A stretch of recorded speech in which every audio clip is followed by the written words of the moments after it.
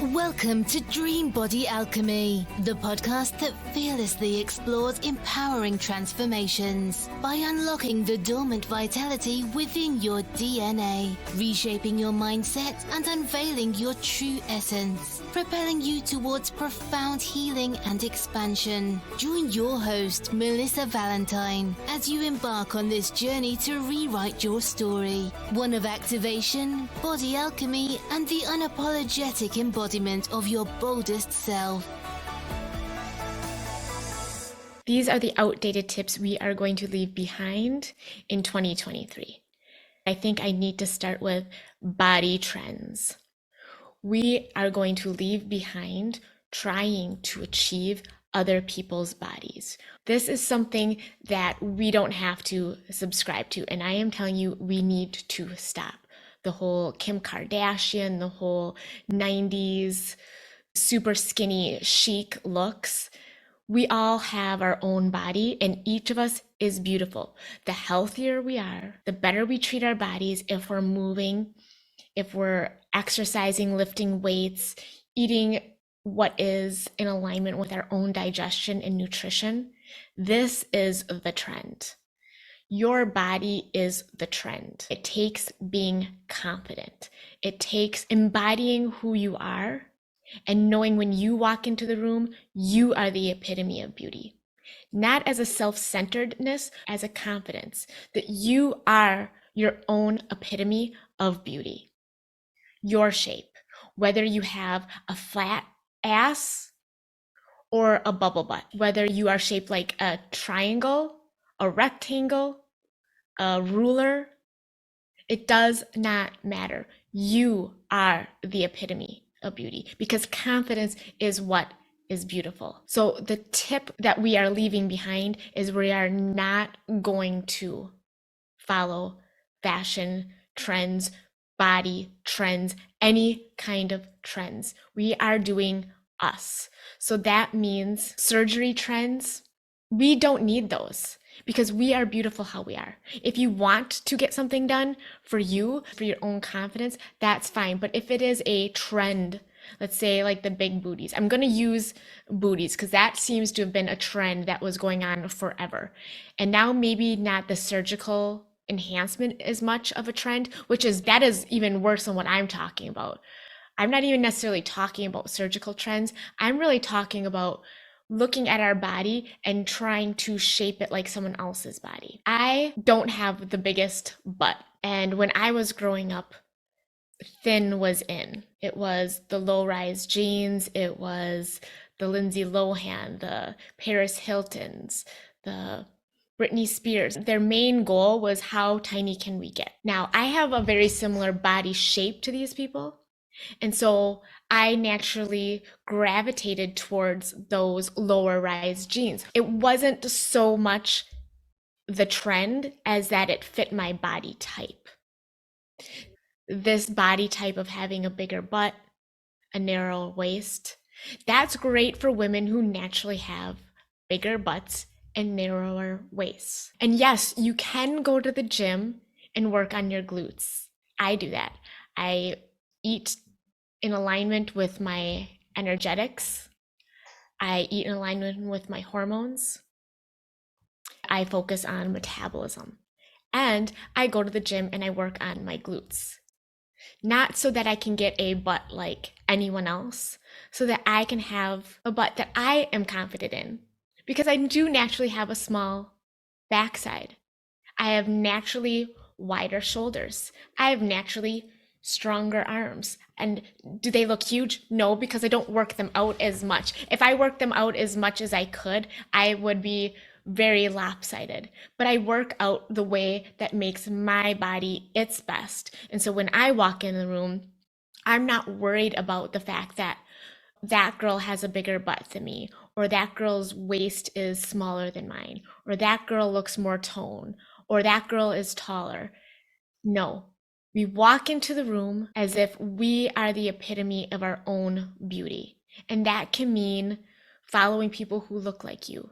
That can mean follow people who talk about being the best version of yourself. This might mean not following some celebrities that are pushing body standards that you will never attain.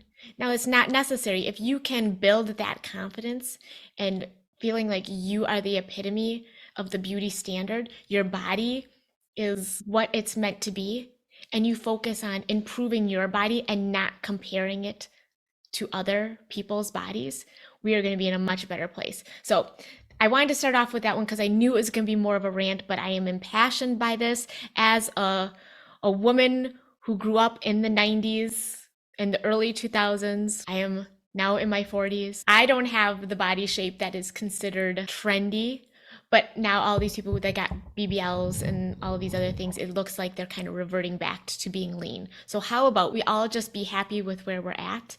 And yes, I know most people aren't going to extremes, but you don't have to be extreme for it to affect your confidence. And that's what we're talking about. I want you to be confident with where you are now. And all the things you do come from a place of confidence. Number two, the tip that is outdated, that we can leave behind is eating every 2 hours. We're trying to rev up our metabolisms because one, you're probably going to be eating more than you need to. You're not going to allow yourself to tune into natural hunger cues. If you want to be intuitive, if you want to be embodied, you want to get to a place where you allow yourself to trust yourself of when am I hungry and when am I not hungry. If you're just eating every 2 hours, first of all, you're not allowing yourself to get to that state of hunger. Second, your insulin is going to be spiked because every time you eat, your insulin gets spiked. And this is not good for your blood sugar. High blood sugar is not going to be good for weight loss.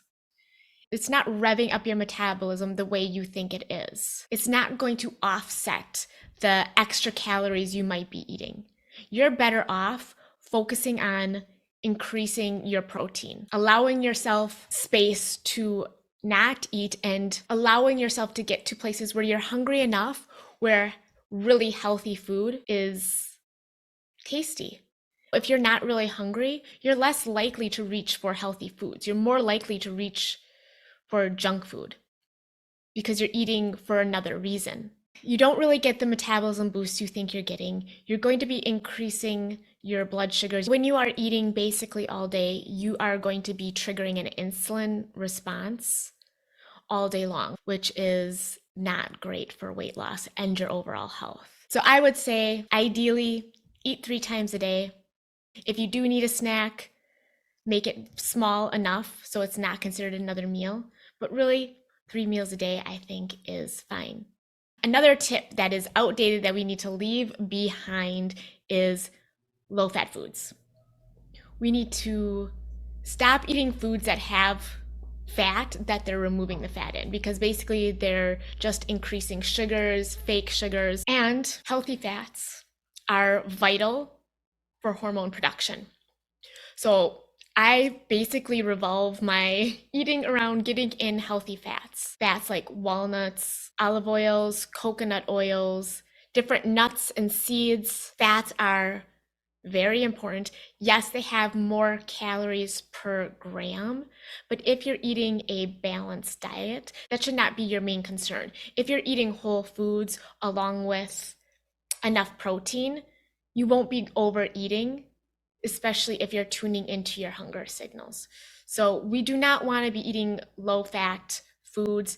Usually they won't be satisfying. You'll end up eating more. All right, tip number 4 that we can absolutely leave behind. I've said this before, I'll say it again. Excessive cardio. We need to leave this in 2023. We need to focus on weightlifting. Cardio is great for health to an extent. If you're trying to release weight, too much cardio, the wrong kind of cardio, can negate your desired results. It can negate your ability to put on lean muscle, which is a metabolism stoker. It can negatively affect how you look. It can cause you to be more hungry, and it can leave you thinking you can eat a lot more than you can, because most people are not burning anywhere near enough, or they're not burning as much as they think they are. The machines are wrong, your body's getting used to it. And so you're not making the dent that you think you're making. Your efforts are going to be better utilized focusing on healthy foods and being in a slight calorie deficit and weight training, and then supplementing with cardio for the health benefits. Weight training, I would go as far to say also for most people, that should be what you do first, not cardio and then weights, because you want to have the energy. You want your energy to be fresh. You want to kind of go into your weight training session like ready to attack those weights. And so if you do cardio first, you're already going to be tired. And then the time you spend in the weight room or wherever you're doing your weights is not going to be as beneficial. So we really want to focus on slight calorie deficit, eating the right food so we're not overly hungry, and weight training so that the food that we're eating, the protein we're eating, is getting redirected to the muscle so that not only are we releasing the unwanted fat, we are also maintaining or even building muscle. So our metabolism is being ignited or protected. If you are one of these people that are still doing an hour or more of cardio every single day and you're not seeing the results that you want, and maybe you're even gaining weight, reconsider. You don't have to stop cardio altogether, but what I would do is start to taper back the cardio, add in at least 3 days of weight training, and then not do cardio on those days. And then even on those days, start to dial it back a little bit. This is more of a general guideline that I'm just kind of throwing out there for you. If I'm working with you one-on-one, we would take it a lot more specific. Last tip that we need to leave in 2023 that is completely outdated: following a specific diet. And what do I mean by that? There is not one diet for everyone. And I don't understand why people still go around saying this is the one diet that everyone should be following, because it is not true. There is no science that directs everyone to one diet. All of the science, depending on who's cherry picking it, depending on what people's beliefs are, depending on who's funding it, comes out with a different conclusion. I am going to go so far as to say your diet should be as unique as your fingerprint. Your diet is unique as your body, as your style. Now, there are generalities that are across the board. Is it healthier and better to have a diet that is more whole foods versus processed foods where they process the nutrition out of it? Yes. It has been shown that whole foods, the nutrients in that food come together and are exponentially healthier. They're actually created to coexist. So just like when you are in a group of people and you are collaborating, it's not just your mind, their mind, their mind, their mind. It is the combination of minds together that create the exponential results, that channel downloads that would not have been discovered alone. I see this with people in energy. There's certain people that I'm around and both of our energies like just exponentially grow in a way that they wouldn't by ourselves. We become better together. So whole foods have this magic that there's certain nutrients that when they come together in this very specific amount that only nature can create and reproduce, do they become this whole other thing. So in that aspect, whole foods are always going to trump a processed food. Whole foods are always going to trump a supplement or a vitamin or a mineral. And even processed foods that have those vitamins and minerals added back in, it's the magic of the whole food that is going to make all of the difference. The only little bit I add into that is that you do have a uniqueness when it comes to your energetics. And it kind of goes into how you digest food and the way you move and how your energy is affected by that. It does like give you that little bit of advantage where it can allow you to tune out what everyone else is saying that doesn't feel right and is not right for you. What's healthy for one person is not healthy for you if it's not in alignment. So those are the 5 tips that I would say are outdated. I hope you found that beneficial. If you guys want any help in 2024 to reach your dream body, and you want to do it in a way that aligns with your unique energetics, releases any limiting beliefs, and overcome self-sabotage, then definitely reach out to me on any social media. I will have them all linked below. And there's a couple opportunities to work with me for free, some free resources, and all the different ways that you can reach out and work with me one-on-one or in a group setting. Thank you for watching Dream Body Alchemy, and I will see you next Wednesday. Love you.